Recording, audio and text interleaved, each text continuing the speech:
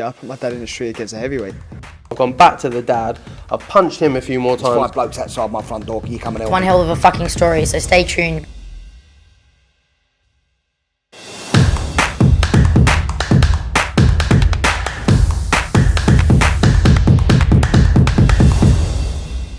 Firstly, what do you make of that fight?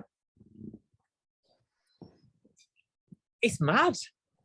It is mad. I would think, you know, like you said, Ben Eubank, that's I first walked into the gym.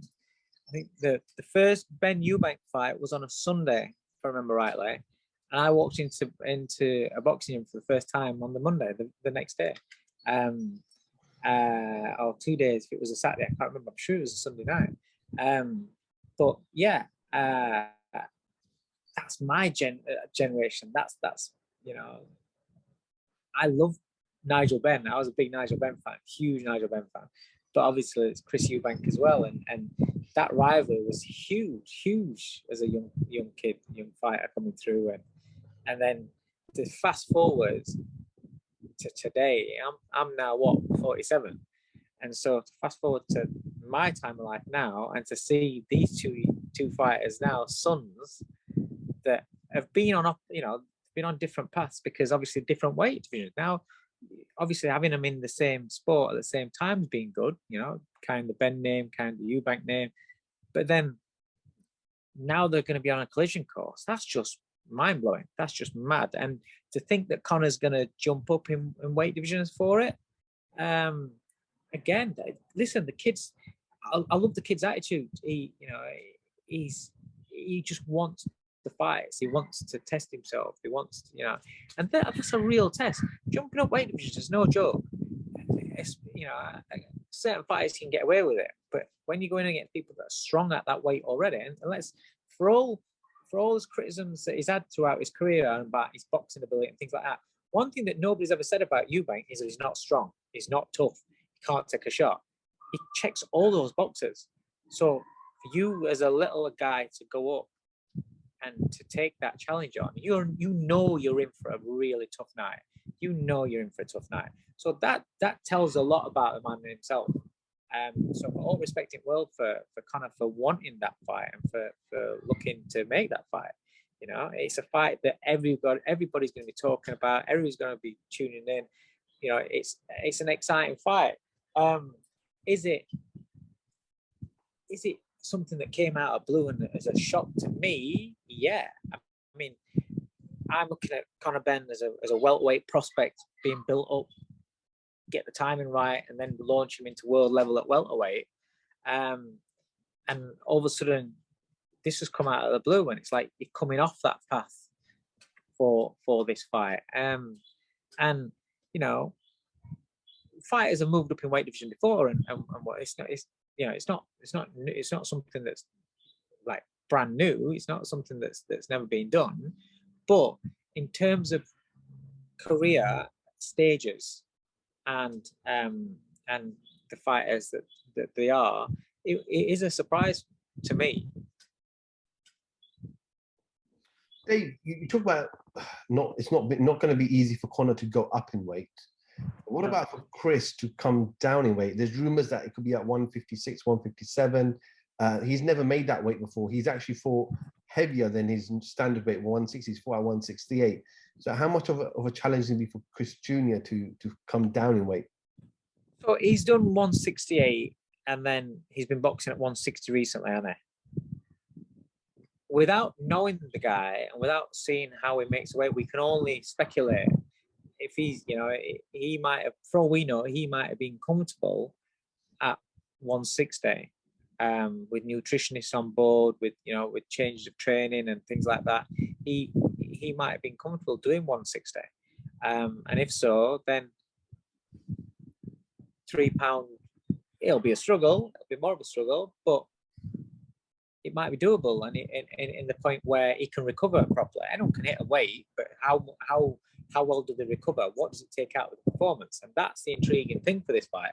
But without knowing, again, with Eubank, it's always been, a lot of speculation about, oh, he should be doing this, he should be doing that, but we don't know what he does. We don't know, because they only let certain information out. Sometimes, certain camps you send out red herrings to get people off the scent, or he spars everywhere, does he? Or what caliber? You don't know, because people want to tell you what they want to tell you, and for whatever reason. And so we don't know how he makes the weight. If he struggles to make 160, then 157 is going to be brutal. But fighters have done it before, and it's all about how do they recover after. I remember, I think it was Figueroa boxed Ricky Burns out in America, and Figueroa was absolutely dead on the scales. He literally had to be carried to the scales, and we was like, he's gonna be absolutely dead tomorrow. Wait, he's killed him. And then he had an engine on him like you've never known him. He looked massive on the night, and he had this engine. He just kept. Some fighters have just built different. So, but it's all part of the ingredients into this mad pot. That is going to be Ben Eubank Jr. if that gets made. But it is interesting to see what weight it's going to be at as well. I'm going to get thoughts. Obviously, Joe Gallagher did a couple of interviews this week where he spoke about the fight and said that Conor hasn't won an English, an area, or a British, Commonwealth, European. He's kind of skipped all of that, and yes, we're trying to make the big fights for him, which are unrealistic because those fighters that he wants, the Thurmans, Broners, Spence Crawford, they're with PBC, and their relationship with Eddie Hearn isn't great. We saw that recently with Klonaki trying to fight Chisora, and that fight not taking place.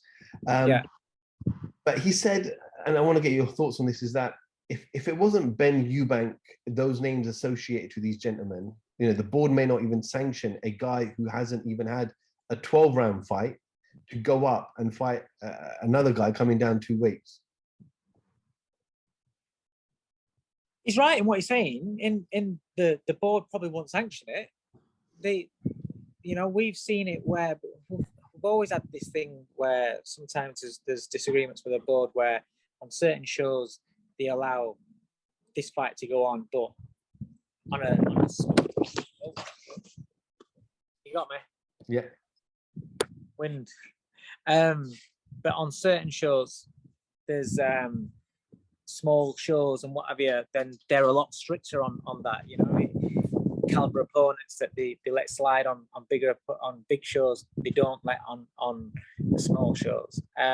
So in reference to the same sort of scenario for this, yeah, he's probably right where that might not be allowed, but it's going to be allowed.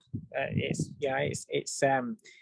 because they can counter that one with fighters have always moved up in weight, and it's one of those things. And just because he hasn't won a like you say, an English, a British, Commonwealth, any sort of title like that, but he's been fighting good caliber opponents, all right, at different stages of career. But all prospects do that, all fighters do that. When you're developing a fighter, and if you go through the dads of these two fighters as well, in their careers, going back to those days, it was the same sort of thing. You get to a point in the career where you start getting the names that fans know, but they're faded, they're on the slide, and you bring them over. Hopefully they get rid of them, and everyone goes mad, and the hype train blows up even more. That's just how it's always been. So he has fought some good quality fighters. So it's not like he's not, he's not experienced in that all.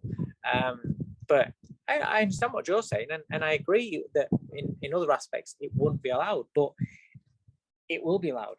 And what you're going to do, it's one of those things. It's like saying, how's he got a world title shot when he's not fought for a year and he's not boxed at a weight? And they get it. This is boxing, this is sport, this shit happens all the time. So and it's always, when it's your fighter, you're always going to be happy about it happening, and when it's not your fight, you're always going to go, fucking hell, how's that happened? It's just how we all are. I'm the exact same. So, you look at it and you'll be pissed off that somebody else has got a shot and what have you. But then if your fighter was offered the same shot with the same sort of background and the same sort of path that he's been on at the time, are you going to turn around and say no? No, you're going to take it. And sometimes, opportunities come to you and sometimes they don't. But this is going to be Yeah, I put my dad in the street against a heavyweight. I've gone back to the dad. I've punched him a few more There's 5 times. blokes outside my front door. Can you come and help One me? hell of a fucking story, so stay tuned.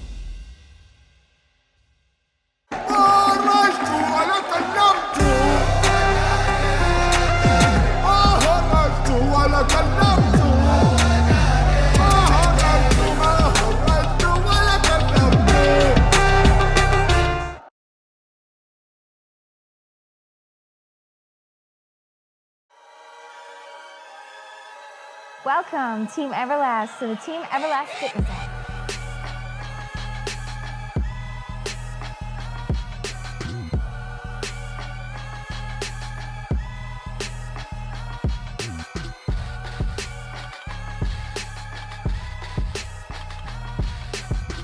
Download the Everlast Fitness app and find your greatness within.